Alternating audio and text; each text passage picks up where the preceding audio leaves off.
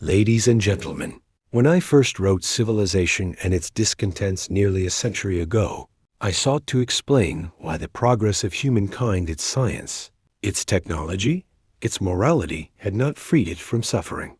I argued that civilization, by its very nature, requires the repression of instinct, and that this repression breeds anxiety. Today, as I look upon your century, the 21st, I find my diagnosis more relevant and perhaps more tragic than ever. Anxiety, which once announced itself in the trembling patient before his analyst, has now become the defining mood of the modern age. It flows not from a single cause, but from the structure of civilization itself. Every invention that promises liberation seems to tighten the chain that binds the psyche to disquiet. The faster communication becomes, the lonelier man feels. The more he claims mastery over nature, the less control he has over his own impulses. Civilization, in its triumph, has only deepened the conflicts it sought to resolve. Let us begin by examining anxiety itself. In my early studies, I distinguished between three forms: realistic anxiety, the fear of external danger; neurotic anxiety, the fear of one's own instincts; and moral anxiety, the fear of conscience. In earlier epochs, realistic anxiety dominated. Man feared the beasts, the storms, the gods. But with the rise of civilization, external threats diminished, and the inner threats grew. What man now fears is not what the world may do to him, but what he may do to himself. The neurotic and moral anxieties have become the twin pillars of the modern condition. They arise from the perpetual tension between the ID, which seeks pleasure, the superego, which demands virtue, and the ego, which struggles to mediate between them.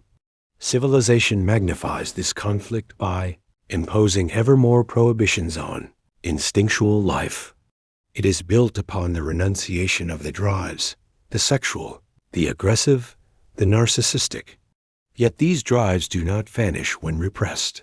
They return in disguised forms, in obsession, in guilt, in self-contempt, in the restless unease that no achievement can soothe. Consider, for example, the modern obsession with productivity. It is not merely an economic necessity, but a psychic symptom. The compulsion to work, to succeed, to achieve, serves as a socially sanctioned form of repression. Man works not only to survive, but to silence the anxiety that would arise if he ceased working and were left alone with himself. Leisure, which ought to be freedom, becomes intolerable, for in stillness the repressed returns. Thus, the very activities meant to alleviate anxiety become its instruments of perpetuation. The technological age has not eliminated the unconscious. It has merely digitalized it. The screen has become the new mirror of repression. Man now projects his desires, his envy, his aggression onto the digital void. Social networks, which promise connection, often function as collective neurosis' vast theaters of projection and denial. One might say that the modern individual lives under a constant superegoic gaze, the gaze of society, of algorithms, of invisible judgment. He performs his identity, ever anxious that it may not be loved, liked, or seen. This anxiety of exposure is the modern counterpart of moral anxiety. In my time, the moral law was internalized as the voice of God or parent. Today, that voice has multiplied into millions of silent watchers, each demanding perfection, virtue, and performance. The result is not liberation, but surveillance. Man, who once feared divine wrath, now fears the disapproval of strangers. The old superego has not died. It has become social media. Yet there is another, deeper anxiety that underlies this surface agitation, the anxiety of meaning. In earlier civilizations, religion offered man a cosmology that gave suffering purpose. The instinctual renunciations demanded by civilization were justified as divine will. But as faith receded under the light of reason, man lost the metaphysical framework that had contained his despair. He became aware of his finitude, his isolation, his insignificance. Science explained everything except why he feels. This existential anxiety is not pathological. It is the price of consciousness. Yet the modern mind seeks to escape it through distraction, consumption, or self-optimization. One drinks to silence it, works to outrun it, meditates to domesticate it. But anxiety cannot be destroyed, only understood. It is the signal that something within demands acknowledgement that the ego's fragile, balance between instinct and repression is failing. When civilization represses instinct too severely, the individual becomes neurotic. When it fails to repress it sufficiently, society becomes chaotic. Thus, anxiety is both the symptom and the regulator of civilization. It warns when instinct threatens to break through and when the ego trembles under the weight of its duties. It is, paradoxically, both disease and defense. The task of psychoanalysis is not to eliminate anxiety, but to interpret its meaning. The modern world has confused freedom with pleasure. It imagines that the absence of restraint will bring happiness. Yet the psyche, unrestrained, is not free. It is enslaved by its drives. Civilization offers structure precisely to contain this chaos. But the structures we build, family, morality, law, require emotional discipline, and discipline generates anxiety. There is no civilization without repression, and therefore no civilization without anxiety. Let us examine how this operates in the individual. From infancy, the child learns that instinctual gratification is limited by parental authority. The first anxiety is separation anxiety, the fear of losing the object of love. Later, this evolves into the fear of punishment, of guilt, of inadequacy. The superego internalizes these fears, becoming both guardian and tormentor. In adulthood, this internal conflict continues. One part of the psyche desires freedom, the other demands conformity. The stronger the superego, the more severe the anxiety. The weaker it is, the more dangerous the impulses that break loose. In the modern epoch, I perceive a curious inversion. The superego has not weakened. It has become more cunning. It no longer speaks in the language of prohibition, "Thou shalt not," but in the language of command, "Thou shalt enjoy." Society now demands not restraint, but constant self-realization. The command to be happy, to be productive, to be fulfilled is the new moral law. Failure to achieve these ideals produces not guilt but shame, not repentance but emptiness. This transformation of the superego from punitive to performative has profound consequences. Anxiety no longer appears as fear of sin, but as fear of inadequacy. Man feels not wicked, but insufficient. He is haunted by the belief that others are living better, loving better, succeeding more fully. This comparative anxiety is the psychological epidemic of your century. Civilization, however, continues to depend on this unease. Without anxiety, there would be no progress, no art, no science. The energy that drives civilization forward is the same energy that tortures the individual. Sublimation, the redirection of instinct into higher cultural activity, transforms anxiety into creation.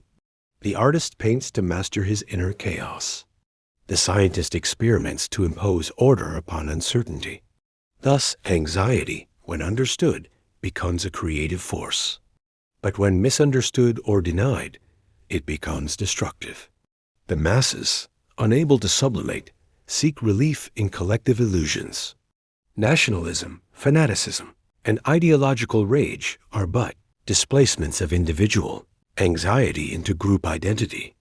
The individual, feeling powerless, merges his ego with the crowd, exchanging personal anxiety for collective aggression. In this sense, every political hysteria is an unconscious therapy, a means of escaping one's own psychic conflict by projecting it onto the world. The analyst's task remains what it always was: to help the individual recognize that the enemy is within. Anxiety, when traced to its origin, reveals the hidden structure of desire and fear. The modern patient, however, resists this knowledge more fiercely than ever. He prefers pharmacology to introspection, diagnosis to dialogue. The pharmaceutical industry has become the new priesthood of civilization, offering chemical absolution for the sins of repression. Pills silence the symptom, but not the conflict. I do not condemn this, for suffering must sometimes be eased. But I warn that a civilization which medicates anxiety rather than understanding it will lose contact with its own soul. Anxiety is not an error of nature. It is the compass of the psyche. It points to the place where truth hides. To abolish it entirely would be to abolish self-awareness. Let me, therefore, reassert a principle. The aim of analysis is not to make the patient happy, but to make him capable of bearing reality. Happiness is a fleeting compromise. Reality is permanent. The mature ego does not seek to escape anxiety, but to comprehend its message. To analyze anxiety is to transform fear into knowledge. If the 21st century is to preserve its humanity amid its machines, it must recover the art of inner listening. The more noise civilization produces, the more essential becomes the quiet space of reflection. In that silence, one may hear the murmur of the unconscious, the ancient voice that civilization has tried to suppress. It speaks not in words, but in symptoms, in dreams, in unease. Those who dare to listen may discover that anxiety is not an enemy, but a guide, leading from ignorance to insight. Civilization will always be discontented because it is built upon the renunciation of instinct, and instinct will always rebel. Yet it is in this rebellion that man's greatness lies. The same anxiety that torments him drives him to create, to love, to question, to transcend. To live without anxiety would be to live without depth. Therefore, I propose a paradox. The health of civilization depends on the capacity of its individuals to tolerate anxiety. The stronger the ego, the more it can bear the tension between instinct and ideal without collapse. Education, art, and psychoanalysis alike should cultivate this strength, not by promising comfort, but by teaching understanding. You live in an age that worships comfort and fears discomfort as disease. But growth begins where comfort ends. To encounter anxiety consciously is to stand at the threshold of freedom. Not freedom from instinct, but freedom from ignorance of instinct. When I spoke of the discontents of civilization, I did not mean to condemn civilization, but to remind it of its price. Every advance in order increases repression. Every repression demands compensation. Every compensation breeds new desire. The circle cannot be broken, but it can be known. In knowing, one attains a different kind of peace, the peace of lucidity. I conclude, therefore, with this thought. Anxiety is not the opposite of peace. It is the condition of peace rightly understood. A civilization that denies anxiety denies the human. Only when man learns to live with his own disquiet, neither fleeing nor surrendering to it, will he achieve what has always eluded him, not happiness, but self-knowledge.